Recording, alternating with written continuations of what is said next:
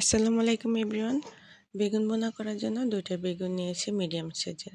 তো একটা বেগুন পোকা পড়েছে আর একটা বেগুন ভালো হয়েছে।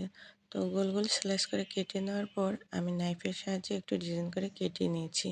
পোকা অংশ থেকে বের করে আমি কুচি করে কেটে রেখেছি। তারপরে সামান্য লবণ দিয়ে লবণ পানিতে ভিজিয়ে রাখবো ১০ মিনিটের মতো।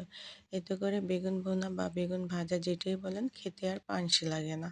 হলুদ, মরিচ আর লবণ দিয়ে আবারও পানি ছেঁকে আমি মাখিয়ে রেখেছি ১০ মিনিটের মতো। তারপরে অল্প তেলে আমি ঢাকনা দিয়ে এপিঠ-ওপিঠ সুন্দর করে ফ্রাই করে নেব বেগুনগুলা। তো ফ্রাই প্যানে বেগুন ভেজে নিলে একটু তেলের পরিমাণটা খুবই কম লাগে আর ভাজাটা অনেক সুন্দর হয়।